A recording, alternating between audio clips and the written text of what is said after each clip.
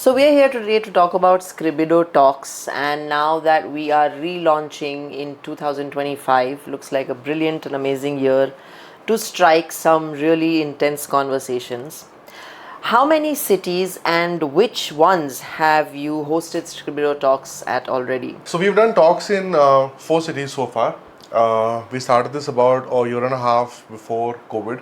So we could do it in Nasik, Pune, Solapur, and Kopargaon. And there was a different thought process behind each of these cities, why they were sort of chosen back then. Nasik because it's hometown. Then from Nasik we came to Pune because we wanted a tier 1, tier 2-ish city to sort of have this program and to sort of see what kind of stories come out of a place like Pune.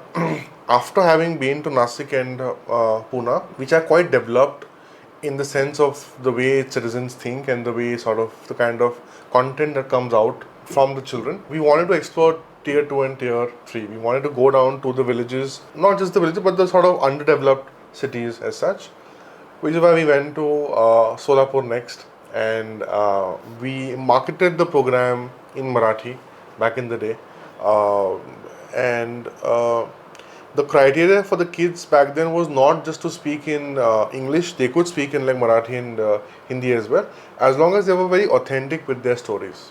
Right, that was the core of what we were trying to do. Again, Solapur was a massive hit. You won't believe this, Nikki, but we used to go from Pune to Solapur, and Solapur is a very vast district by itself, right?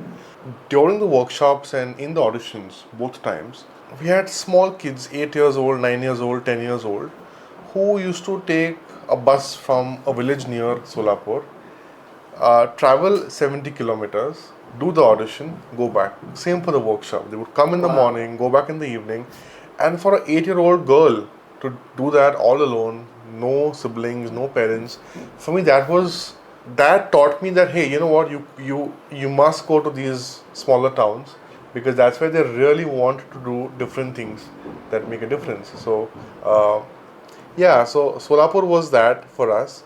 Solapur was also beautiful because that's the first time where kids spoke a lot about the agricultural part of their lives, because in Pune and Nasik you don't hear too much about those kinds of stories. So Solapur taught us that.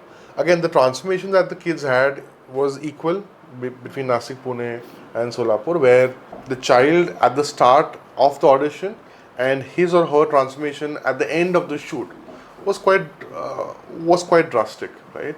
That's Solapur. From there we came to Kopargaon. Now Kopargaon is again a far more smaller town than Solapur. Yes. Language was a big barrier there. So Kopargaon had two more bigger challenges. One was electricity, and second was water.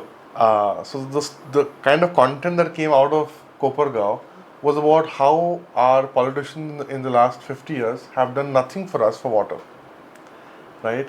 And for us to travel from Pune, go to Kopargaon, our trainers were from Pune, right? So for them to experience how a tier 3 or a tier 4 city child has the same ideas, same aspirations as a tier 1 child was exciting, was fun.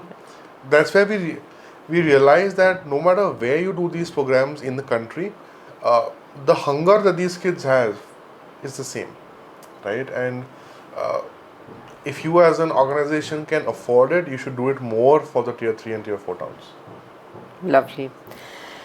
So you did bring up briefly, I think, some of the key highlights and learnings that you had, the topics that the kids spoke about: water, electricity, them traveling long distances.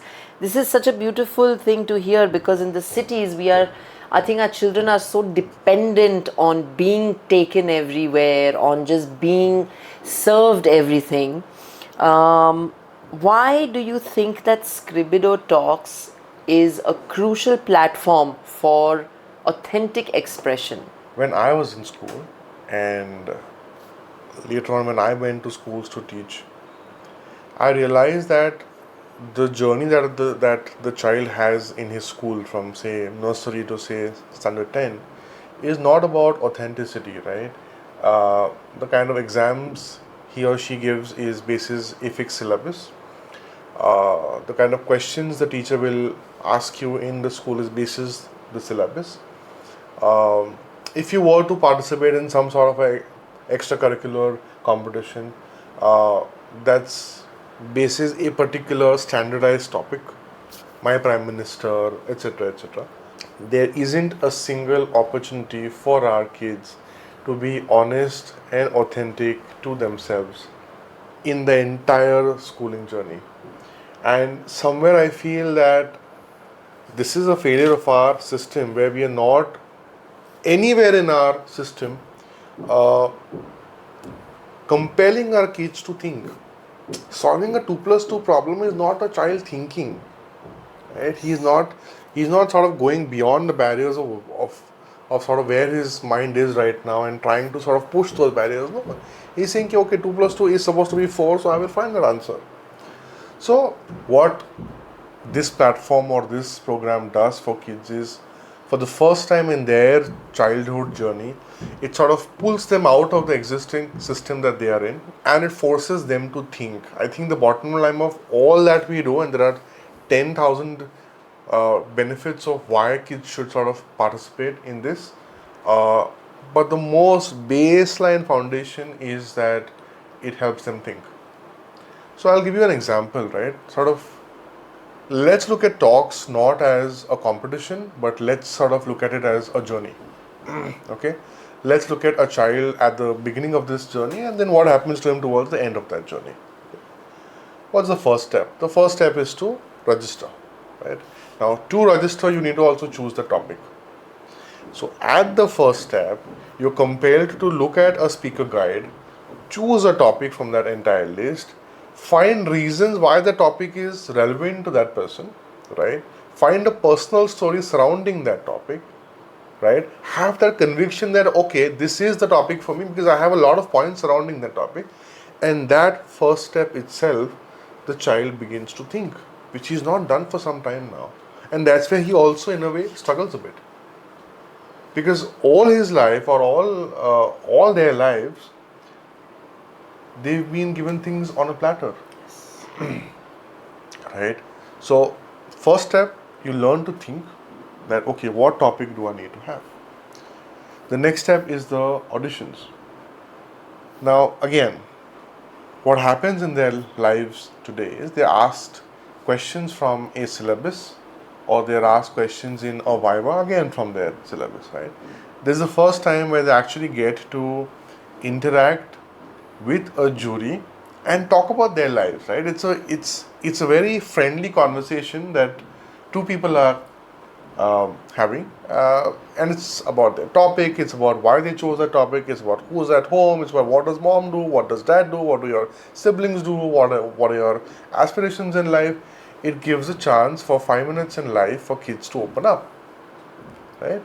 So that's step two, where the freedom to say whatever you want to say without really being judged about the consequences of what you will say is there, right? So in the first step, you get you're forced to think. Step two, when you're answering those questions, also you've got to think. You've got to really structure your answers, right? Let's come to the third step. Provided you get selected, and selection is not basis your caliber, it sort of basis your hunger. How hungry are you to get this done, right? You may not have a very strong personal story, you may not be very confident in the audition, and those things are fine, right? As long as the intent is there, as long as the hunger is there to get into the workshop, learn those skills, and develop oneself. So, coming to the third part about this entire journey. When they enter the masterclass workshop, and this is the workshop itself is more or less a 48-hour journey for the child, right? The transformation gets accelerated to a different level. Now, what do I mean by that? When the child comes to the workshop on day one, all that he knows is this is the topic that I have, and this is my personal story surrounding this topic. To take him or her from that point to a well crafted and structured talk, and to teach them how to deliver that talk is a journey that we sort of do in these 48 hours. Now, as a part of that journey, again, there are multiple steps, but the first step is the topic that I have chosen. Is it the right topic? There are so many questions that the kids learn to ask themselves, look deep within themselves, and try to think, try to find that clarity. That is this really the topic that I'm really passionate about, or is it something else? Conviction does not come through time. Conviction comes through a lot of deep dive, a lot of looking within oneself. And those 2 days in the workshop is that's what we do, right? We as trainers ask kids to think about why those topics have been chosen. What are those 10 points? What are the 5 points that make them very sure that no, you know what, this is the topic that I'm very sure of, that I come to you with like conviction about. Now, once they're sure of what they want to talk about, comes the part about actually writing their script. And that is an alien experience for our kids because we've been taught writing letters and essays and reports and compositions, maybe. Right? We don't teach our kids how to really sit back, make a mind map of your thoughts, structure those thoughts the right way, how to convert it to a talk, how to have a beginning, how to have the middle part, how to have a conclusion to your talk, how to keep the audience engaged. We've not taught our kids this. So when the child, after the first step, achieves that level of clarity, then comes the more technical part of actually how to write your talk. Right? And again, because they've not done this ever in their lives, nobody's forced them to think from that perspective. Because a talk is not just an essay which your teacher is seeing or your teacher is reading, right? Your talk is supposed to actually influence your audience. Whatever your topic is, whatever your like convictions are about, this talk is an opportunity for you to convince your audience on why your points are valid. Now, for the talk to be convincing, it needs to be well structured. So every time in the workshop a child writes a particular passage, he goes back and he asks himself, puts himself into the shoes of the audience and checks, is this part relevant to the audience or is it not? If it's not, it can go away. That level of soul searching and that level of deep thinking is what happens in those 2 days in the workshop. Fourth step, we spoke about the first 3 steps. Yeah. The fourth step is actually to, after the workshop, after the entire journey has happened, to go to that set and deliver your talk extempore. And that requires a lot of preparation in the mind of the child. The difference here is, in school they are able to mug up their answers very well. But in this case, because their talk is in most cases a very strong personal story, they're not able to mug it up. Yes. They can only go and deliver a good talk if the conviction comes from within. And the entire 2-week journey is used by these kids to build up that conviction in their personal story. So when they come to the actual set and they're able to deliver a talk from that conviction, their confidence goes to a different level. Absolutely. So at the end of this 4-step journey, they have learned to think very clearly. They've learned to look within themselves. They've learned to understand what the audience wants. They've learned to figure a way out to influence their peers. They've learned how to get on stage, look at someone in the eye and deliver a talk. And they've learned, in most cases, to be extremely confident because now that they can think about anything, they can be confident about anything in general, right?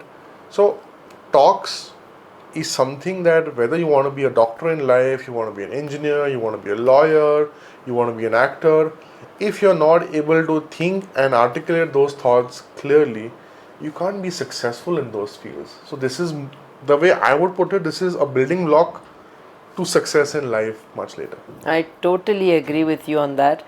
This completely takes me back to when I was in school, where elocution was a very common thing, and we were given a list of topics which were nothing like the topics that Scribido Talks allows children to talk about.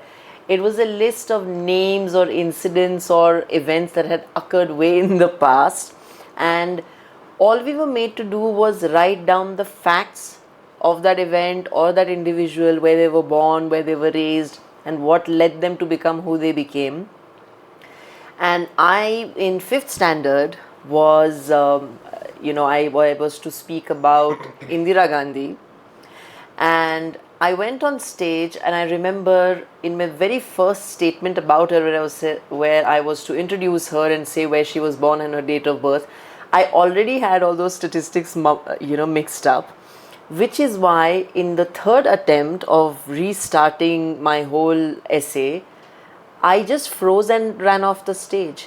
And I could not get back on stage until I was in my early 30s. So I see, and I've been watching the previous Scribido Talks videos over the past few days.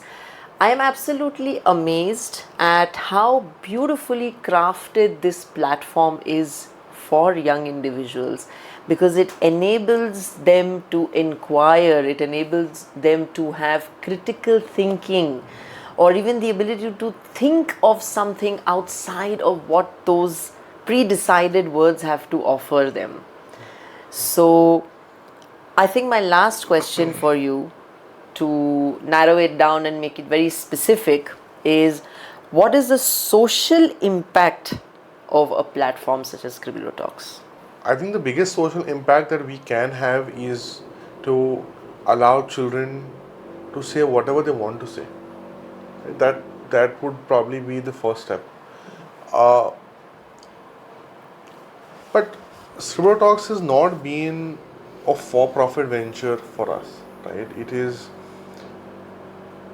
something that anybody who has the hunger to grow, who has the hunger to learn, can participate, irrespective of their financial backgrounds. We've got multiple scholarships, and it's meant to be a platform for everybody to participate in. It is not meant to be a platform for the tier 1 kids, for the tier 2 kids, because kids are kids. They're the same everywhere you go. It's just the exposure that makes a bit of a difference in sort of where your life takes you. And this needs to be a platform that where kids from all walks of life are welcome, and that's what our aim is.